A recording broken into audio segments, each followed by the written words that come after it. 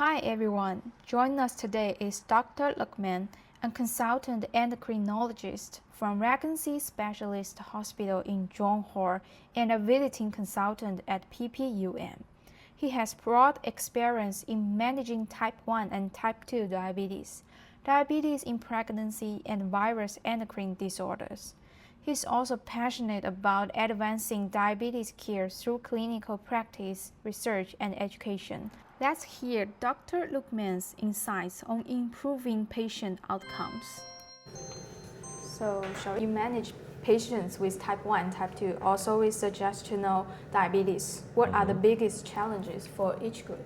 Different group of people with diabetes have their own different challenges. Like I would say for type 1 diabetes, one of the biggest challenge is the understanding. So, shall we start? Okay. So, shall we start? Okay. I think many people when they... So, shall we start? Okay. So, the first question, you manage patients with type 1, type 2, also with gestational diabetes. What are the biggest challenges? With managing type 1 diabetes. For those who have lived with type 1 diabetes for a long time, I think one of the biggest challenge would be how to navigate their life and their finances with the treatment. So, shall we start? Okay. So, the first question, you manage patients with type 1, type 2, also with gestational. Very appropriate. So, shall we start? Currently, we have very good treatment in the form of incretin-based therapies, SGLT2 inhibitors, and I also do find that when technologies are applied for people with type 2 diabetes, for example, like when they use continuous glucose monitoring, for example, the treatment for type 2 diabetes gets much more effective. So, from a patient point of view... So, shall we start? Okay. So, the first question, you manage patients with type 1, type 2, also with gestational diabetes. What are the big... So, shall we start? So, shall we start? Okay. Okay, thank you for sharing your experience with us. So, shall we start? Okay. So, the first question, you manage patients with type 1, type 2, also with gestational diabetes. What are the biggest challenges? Stigma is definitely a big thing. I do find many people with type 1 diabetes, they are not willing to share their diagnosis with their colleagues, their peers, and the people who they work and study with. So I think that's going to be one issue. And then... So, shall we start? Okay. So, the first question... There are people who would achieve control with little effort, and there will be some people who may not achieve control with even with their best effort. Understanding this sometimes can be a challenge, even among HCPs as well, because sometimes we expect everyone to achieve control, but we need to understand that because of the heterogeneity of type 1 diabetes, not everyone will respond the same to the treatment or to the advice that we are going to offer to them.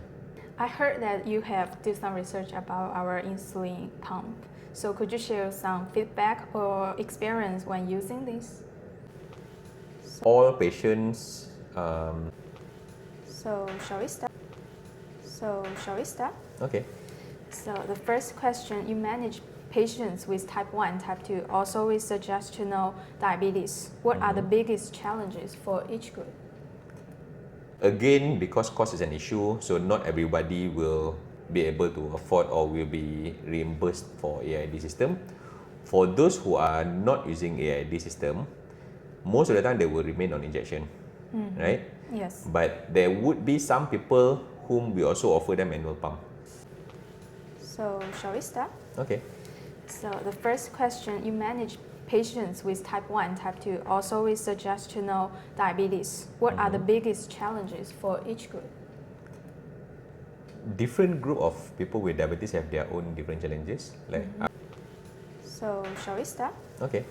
So the first question, you manage patients with Adolescents with Down phenomenon, for example, and these are people that we offer insulin pump over an injection. Traditionally... So shall we start? Okay. So the first question, you manage patients with type 1, type 2. So shall we start? Okay. So the first question, you manage patients with type 1, type 2, also with gestational diabetes. What are the biggest challenges for each group? Where we offer them a loan period. where they try the pump and together with the CGM, and then we can see whether the pump actually benefits them in terms of whether it improves their hyperglycemia, reduces hypoglycemia, or even reduces their treatment burden. And then later on, we can decide whether should we continue or should we revert back to injection. Yeah. Yes. So the next question, can you share a success story where a pump or CGM significantly improved a patient's quality of life? So shall we start? Okay. So the first question, you manage A girl with ADHD and impulsive behavior and learning difficulty. So because of this ADHD, learning difficulty and impulsive behavior, it is difficult for the girl to control how she would behave towards food, towards her day-to-day decision making, and towards her type 1 diabetes treatment. And as a result, she get recurrent hospitalization for diabetic ketoacidosis.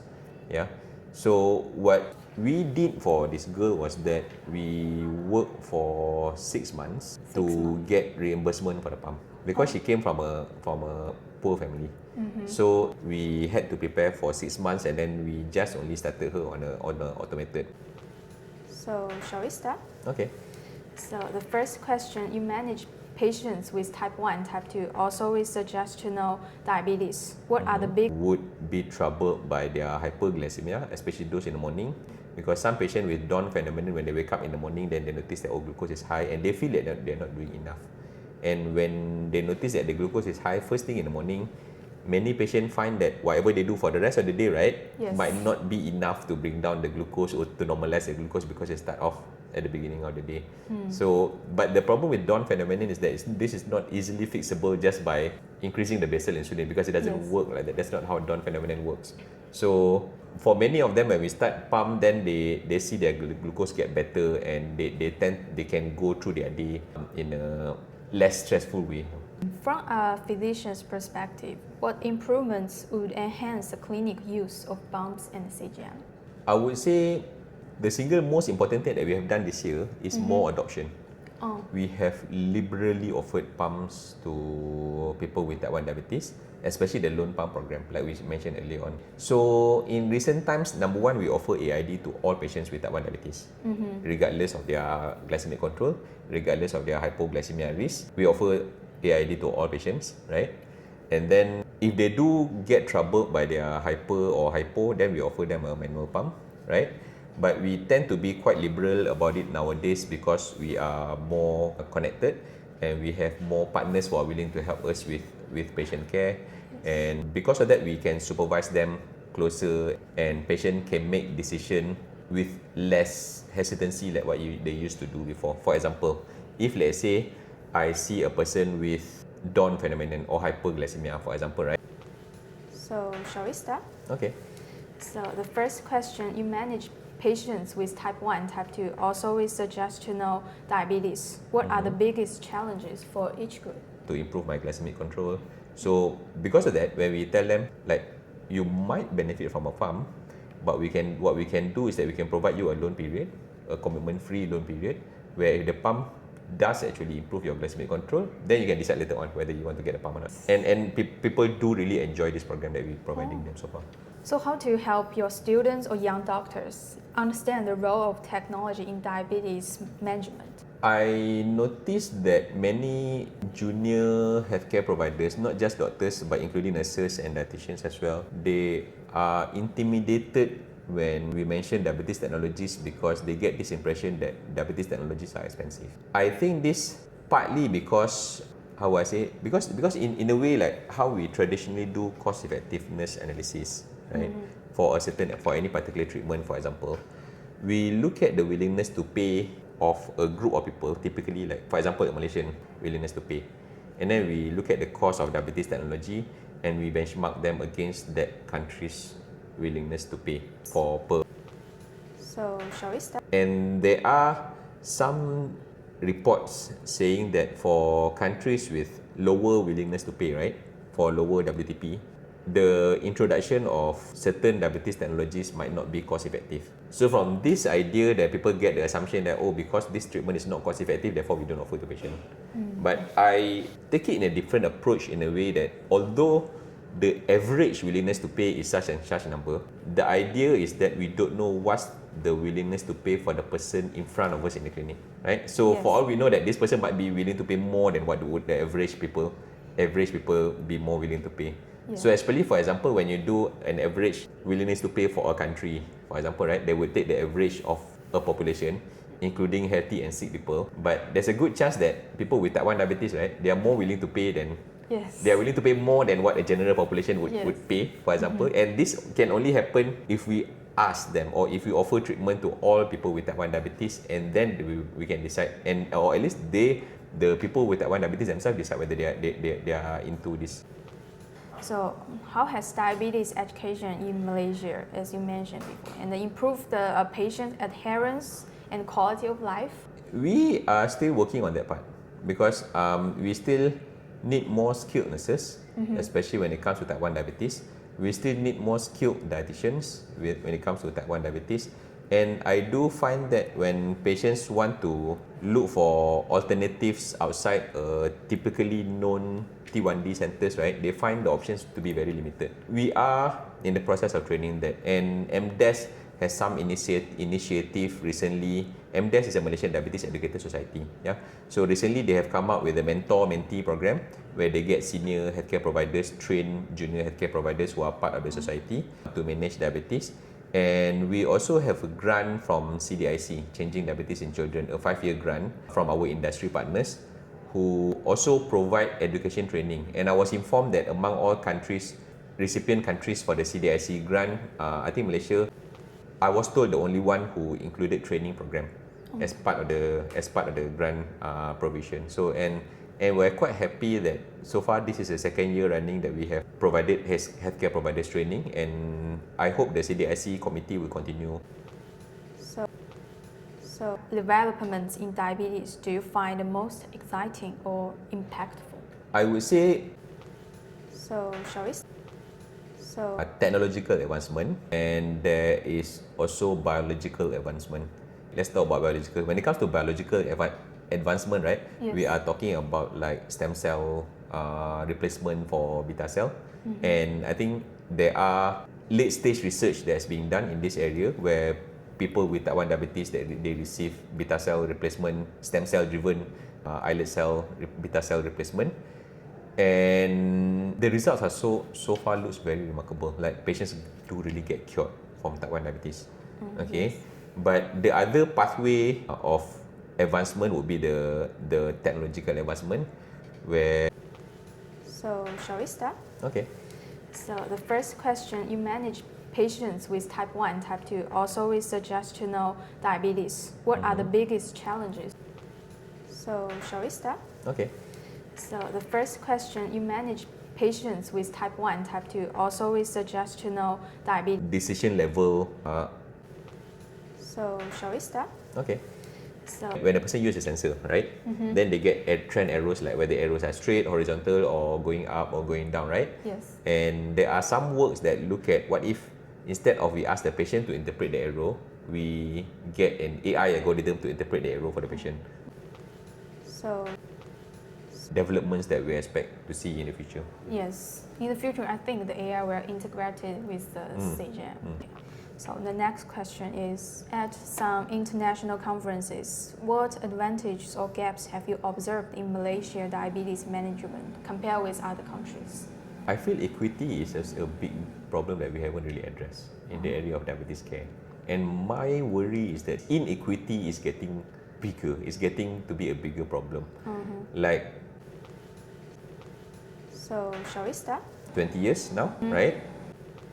So Feel that there is a to So shall we start? okay. So the first question, you manage patients with type 1, type 2, also with gestational diabetes. What are the biggest challenges for each group? Different group of people with diabetes have their own different, like a luxury symbol. Like for example, if you can take this certain treatment to lose weight, for example, Yes. then you know what I mean, right? Yes. And I do. So shall we start? Okay.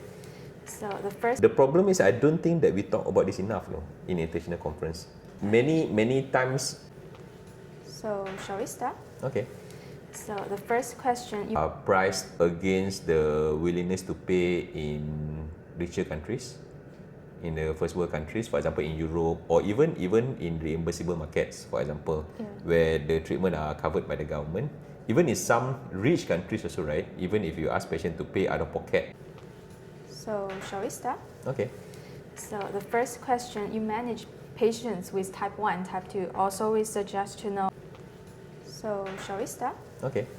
So, the first question you manage patients with type 1, type 2. Also, we suggest to know diabetes. What are the biggest challenges for each group?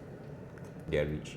Yeah. So what we do is that we try to, as much as possible at the ground level, to close this gap.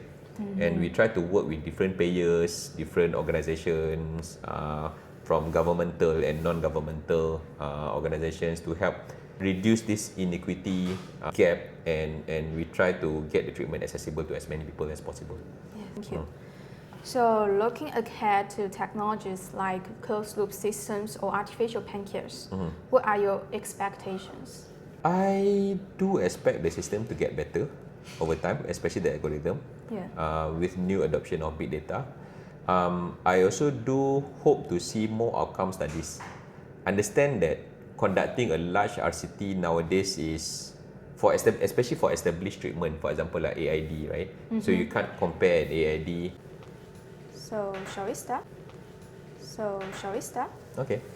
So, the first question you manage patients with type 1, type 2. Also, we suggest to know diabetes. What are the biggest challenges for each group? Different group of people with diabetes have their own different challenges. So, shall we start? Okay. Thank you. So, comes to the last question. How do you see diabetes management evolving in Malaysia over the next 5 to 10 years? So, shall we start? Okay. So, the first question you manage patients with type 1, type 2. Also, we suggest to know diabetes. What are the biggest challenges for each group? There are more recognition about obesity now as a major risk factor and as a disease itself. Yes.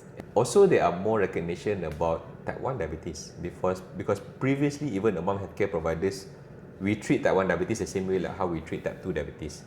And now there are increasing recognition that no, type 1 diabetes is treated differently, and they have different needs and they have different approach. And HCPs are getting more aware of the nuances of treating type 1, type 2 obesity and other things. So I'm quite happy to see this development. Of course, we still have a long way to go. We still have a lot of work to do. But I think this all goes down to how hard we work in these next few years. Yes. Okay. So thank you for today's interview and thank you for sharing your experience with us. Thank you. Thanks for the interview.